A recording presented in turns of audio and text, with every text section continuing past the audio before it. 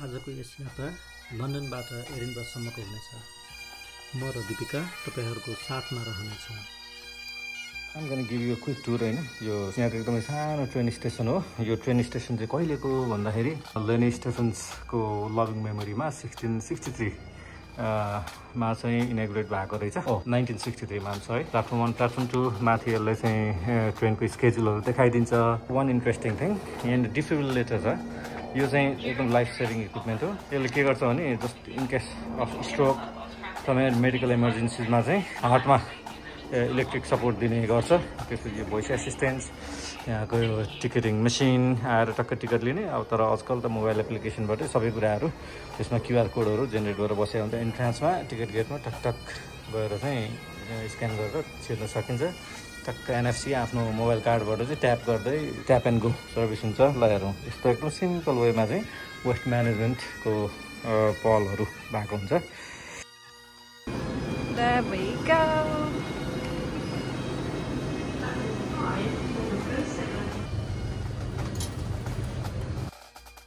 हामी हाम्रो लगेजलाई सुरक्षित साथ लगेज र्याकमा राखी आफ्नो सिटमा गएर बस्यौं। यो रेल सेन्ट्रल लन्डन स्थित सेन्ट प्याङ्क्रस स्टेसनबाट हिँडे तापनि हामी भने नर्थ लन्डनको पिटरबरो स्टेसनबाट चढेका छौं। इङ्ल्यान्डको राजधानी लन्डन र स्कटल्यान्डको राजधानी एडिनबर्ग यी ठूला सहरबीच विभिन्न साना बस्तीहरू फराकिला खेतका फाँटहरू पर्दछन्। हेलो हेलो मैले तिमीलाई सरप्राइज खानेकुरा राख्दैछु तिम्रो ब्यागमा। So would you unpack it please?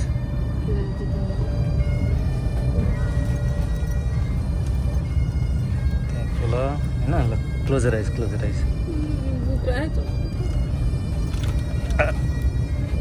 Yeah, you have. ल पढ फेरि दोहोरे दिमागको लागि जिन्दगीको लागि सबभन्दा ठुलो खाना भनेकै पुस्तक। CCTV is in operation on this service for your safety and security. Seat sorted. Edinburgh नजिकै गर्दा समुद्री तटका किनारमा क्यारभन हाउसेसहरू बाक्लै देखिन थाले। क्यासल सहरहरूलाई पछि छाड्दै हामी एडिनबर्ग नजिक आइपुग्यौँ।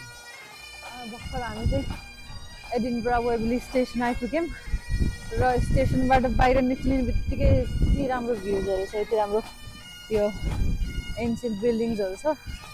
अब यसलाई चाहिँ यो के हो। अब हामी चाहिँ आज चाहिँ एडिनबर्ग एक्सप्लोर गर्छौँ। अनि हल्का विन्डी वेदर छ तर cloudy as well as it is you can see some blue skies as well. And हामी चाहिँ अब हाम्रो भोलिको जर्नीको लागि चाहिँ टिकट सर्ट आउट गर्न बस स्टप जाँदैछौँ। त्यसपछि चाहिँ हामी विल एक्सप्लोर एडिनबर्ग टुडे।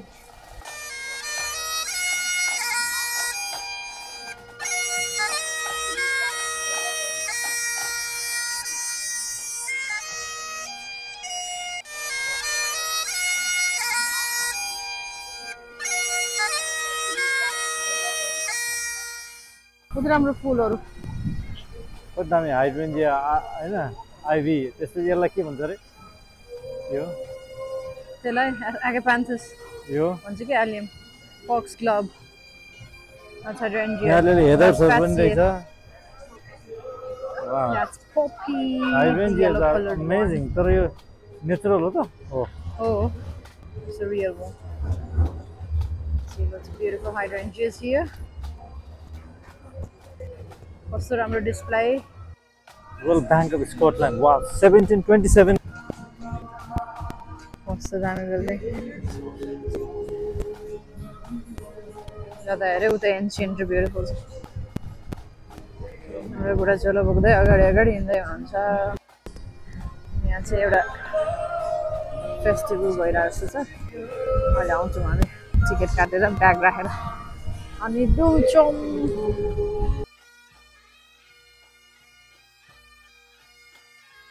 रमाइलो भइरहेको 1727 मा यहाँ यत्रो ब्याङ्क बनाएर चाहिँ यत्रो महल बनाएर चाहिँ हैन।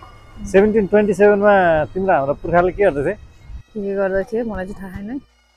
हामीलाई यो एडिनब्रा भिजिट पछिको गन्तव्यहरू हाइल्यान्ड्स ट्राभल गर्नको लागि एक्सप्लोरर पास टिकटहरू व्यवस्था गर्नुपर्ने थियो र हामी एकदमै हतारमा थियौँ। यो हामीले दोस्रो पटक टिकट काट्नु परेको हो। एकैछिनमा हामीले हाम्रो टिकट प्राप्त गऱ्यौँ। Yeah, we have finally got it. आयो अब भोलि गइने भयो यहाँबाट स्कटिस हाइल्यान्ड्स पास आयो। अब हामी चेक इन गर्न चेकिङ गर्न जाने अनि त्यसपछि इमिडिएट प्लान इज हामी बसेर भटाभट यो फिल गर्नुपर्छ, बुक गरिहाल्नुपर्छ, नभए it will be gone and then उभिएर जानुपर्ने हुन्छ फेरि। ल एडिनब्रामा हामीलाई पहिलो स्वागत यी स्कटिस किल्टमा बसेका बाजेले गरे अनि हामी जस्तै अर्का एक यात्रुले उनीलाई भेटी चढाएर सम्मान गरिदिए। मनकारी व्यक्तिलाई हृदयदेखि धेरै धेरै धन्यवाद छ। यस यात्रामा घुमेका ठाउँहरूका नक्सा र फोटोहरू हामी भिडियो पछि सेयर गर्नेछौँ र हाम्रो अनुभवहरू पनि सार्दै जानेछौँ। भिडियो हेर्दै गर्नुहोला, लाइक सब्सक्राइब र कमेन्ट गर्दै गर्नुहोला।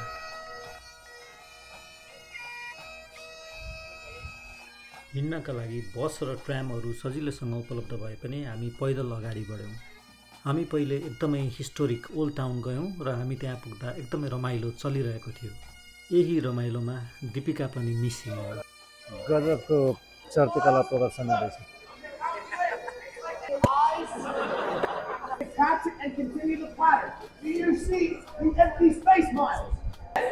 Good. It's right there and right there, right? Right there and right there. Okay, like right there and right there. Okay. यहाँ कोही सडक नाटक प्रस्तुत गर्नमा व्यस्त थिए, कोही क्यारिकेचर बनाउनमा, कोही सङ्गीत सुनाउनमा व्यस्त देखिन्थे। हामी भने ओल्ड टाउन बिचका इतिहास स्तम्भहरू, King's Close, Royal Mile, Parliament भवनहरू, सेन्ट गिल्स क्याथेड्रल, म्युजियम्सहरू अवलोकन गर्न थाल्यौँ। यो सुन्दर घरहरू भएका घुमौरो स्ट्रिट, यसलाई भिक्टोरिया स्ट्रिट भनिन्छ। यो ह्यारी पोटर सिरिजमा पनि एकदमै पपुलर डायगन एली को रूपमा पनि चिनिन्छ। त्यसपछि हामी ओल्ड टाउनमै रहेको मेकर्स मार्केट, जहाँ स्थानीयहरूको लागि आफ्नो सामानहरू, आफ्नो व्यापारहरू प्रदर्शनी गर्ने स्थलको रूपमा विकास गरिएको छ, यसको अवलोकन गर्न थाल्यौँ। यो एकदमै सुन्दर हाट बजार जस्तो देखिन्थ्यो। यसमा साना व्यापारीहरूले ज्वेलरी, आर्टका सामानहरू, सकभर स्थानीय रूपमै बनाएका सामानहरू प्रदर्शन गरिरहेका थिए। फेरि हामी एडिनब्रा क्यासल घुम्न जाने क्रममा यो ग्रास मार्केट, फेरि अर्को हाट बजार जस्तो देखिने स्थलमा एकछिन रोकियौँ। यहाँ खानेकुराका परिकारहरू, कपडाहरू, स्थानीयहरूले बनाएका छाला र उनका आर्ट एन्ड क्राफ्टहरू हामी अवलोकन गर्न थाल्यौँ र केही समयको लागि खाजा खाने विश्राम लियौँ। हामी चाहिँ ह्यारी पोटरमा भएको क्याथेड्रल ब्याकग्राउन्डमा राखेको छु मैले।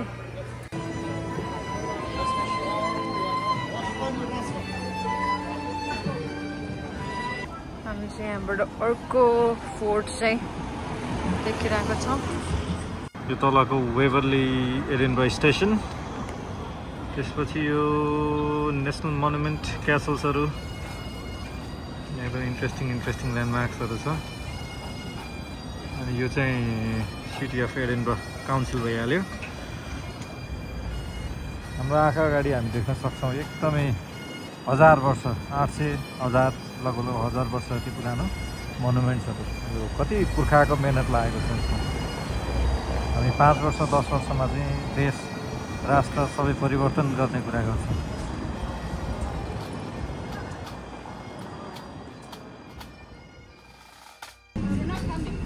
King's Gallery and Parliament area of Scotland आयो। अनि चाहिँ हप एन्ड हप बस, अनि हामी जाने चाहिँ भ्यू हेर्नको लागि, एडिनब्रा भ्यू हेर्नको लागि चाहिँ हामी यो पहाडमाथि चढ्ने चाहिँ प्लान छ। लेट्स सी कति टाइम लाग्छ।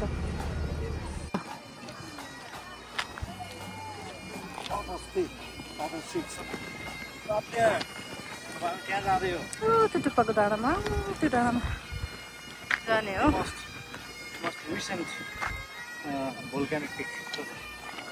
भोल्क्यानिक पिक हो त्यो नजाउँ त्यसो भए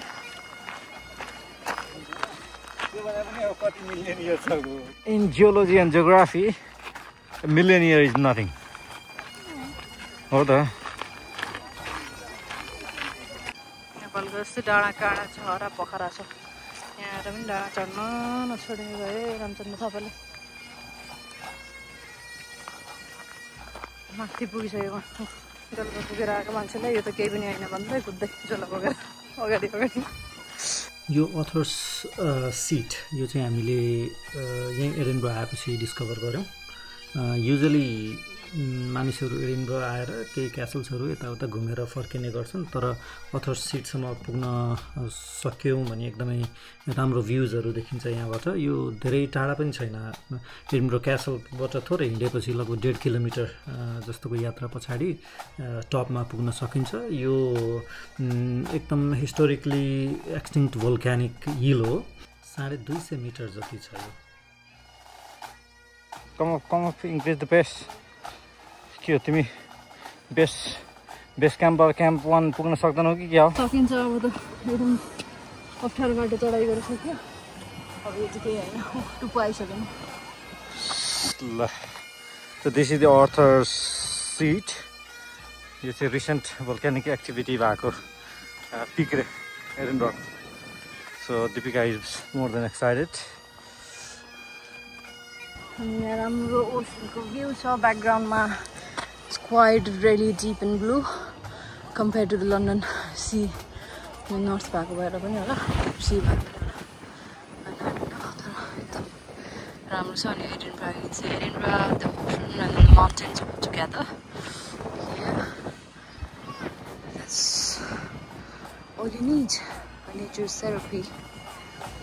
यो 350 वर्ष पुरानो एक्सटिङ्क्ट भोल्क्यानिक हिलको टपबाट एकदमै राम्रो प्यानोरामिक दृश्यहरू देखिन्छ हामीले एडिनब्राको धेरैवटा साइट्सहरू स्पेसली बिनोकुलर्सबाट एक्सप्लोर गऱ्यौँ चिन्न पनि सक्यौँ हामीले केही त्यसपछि ग्लासगोको केही पार्ट्सहरू पनि देखिन्थ्यो साना तालहरू चरी चरणका स्लोपी एकदमै भिरालो पाखाहरू प्रष्टसँग देखिने एकदम उच्च स्थलमा रहेको हिल टप हो त्यसकारणले यो ठाउँमा पुग्नको लागि एकदमै रेकमेन्डेड स्पट हो यो एकदमै विन्डी एकदम बतास चल्ने चिसो मौसम भएकोले पनि हामी धेरै बेर माथि बसिरहेनौँ झन्डै 8 जति बजिसकेको हुनाले पनि हामी फटाफट ओह्रालो झर्नेतिर लाग्यौँ बीचमा हेदर्सहरू मजाले फुलेका थिए एकदम मनोरम दृश्यहरू देख्न पाइन्थ्यो